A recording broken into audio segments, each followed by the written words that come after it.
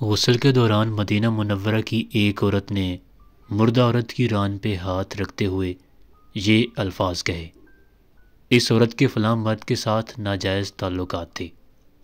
بس یہ بات کہنا تھی کہ اللہ تعالیٰ نے اپنی ڈھیل دی ہوئی رسی پچ لی۔ اس عورت کا انتقال مدینہ کی ایک بستی میں ہوا تھا، اور غسل کے دوران جو ہی غسل دینے والی عورت نے مندرجہ بالا الفاظ کہے تو اس کا ہاتھ میت کی ران کے ساتھ چپک گیا۔ چپکنے کی قوت اتنی زیادہ تھی کہ وہ عورت اپنا ہاتھ کھینچتی تو میت گھسیٹتی تھی، مگر ہاتھ نہیں چھوٹتا تھا۔ جنازے کا وقت قریب آ رہا تھا اور اس کا ہاتھ میت کے ساتھ چپک چکا تھا، اور بے حد کوشش کے باوجود بھی جدا نہیں ہو رہا تھا۔ تمام عورتوں نے اس کے ہاتھ کو پکڑ کر کھینچا اور مروڑا، غرض جو بھی ممکن تھا وہ سب کچھ کیا، مگر سب بے سود رہا۔ دن گزرا، رات ہوئی، دوسرا دن بھی گزرا، پھر رات ہوئی، لیکن سب ویسا ہی تھا۔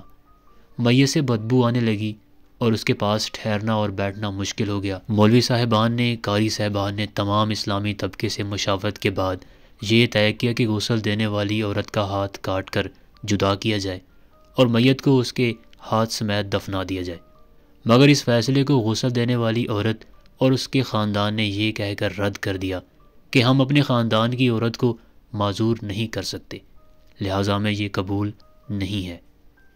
دوسری صورت یہ بتائی گئی کہ میت کے جسم کا وہ حصہ کاٹ دیا جائے اور ہاتھ کو آزاد کر کے میت کو دفنا دیا جائے، مگر اس بار میت کے خاندان نے اعتراض کیا کہ ہم اپنی میت کی توہین کرنے کے لیے راضی نہیں ہیں۔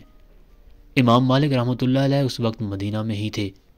پھر ساری بات امام مالک تک پہنچائی گئی کہ اس کیس کا فیصلہ کیا جائے۔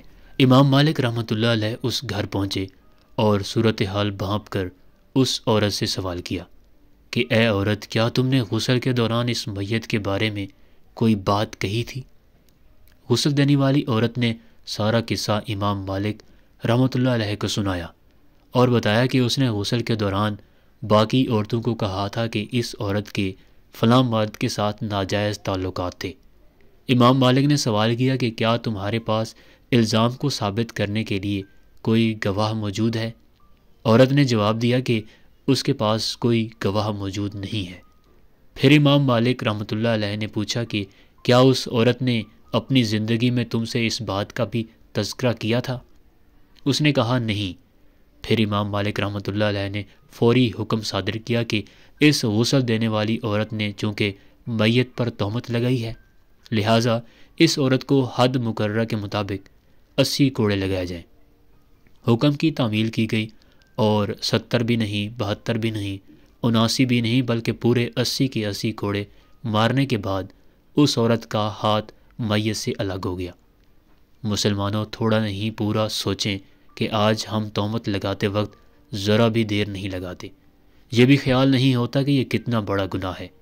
ایک روایت میں ہے جس نے کسی کے بارے میں ایسی بات کہی، یعنی کہ الزام لگایا، تہمت یا جھوٹی بات منسوب کی جو اس میں حقیقت میں نہ تھی، تو اللہ اسے، یعنی کہ الزام لگانے والے، تہمت لگانے والے، جھوٹی بات منسوب کرنے والے کو دوزخ کی پیپ میں ڈالے گا۔ وہ آخرت میں اس کا مستحق رہے گا، یہاں تک کہ اگر وہ اپنی اس حرکت سے دنیا میں باز آ جائے، رک جائے، توبہ کر لے، تو پھر نجات ممکن ہے۔ اللہ تعالیٰ سے دعا ہے کہ وہ ہمیں بہتان باندھنے اور جھوٹ بولنے کی بجائے سچ بولنے کی توفیق عطا فرمائے۔ آمین۔